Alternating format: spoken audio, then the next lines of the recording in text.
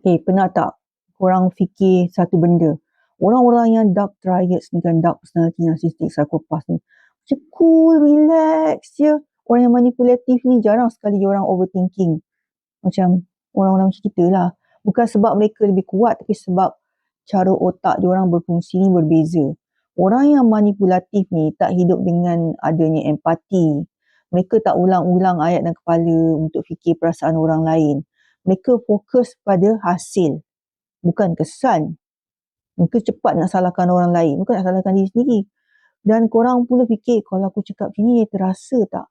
Kalau aku diam, aku salah ke? Itulah startnya overthinking. Diorang pula tak pernah nak persoalkan diri sendiri.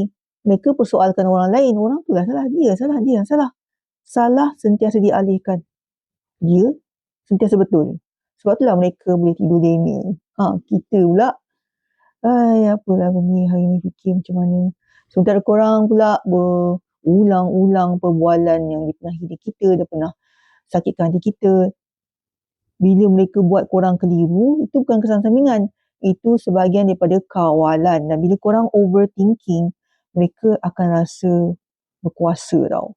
Dan sebab minda korang sibuk, mereka bebas bergerak. Overthinking bukan kelemahan, tanda korang ada empati dan ada kesedaran. Tapi korang kena tahu cara nak kawal overthinking ni. Daripada memakan diri sendiri. Saya buat free webinar, cuba klik link bio.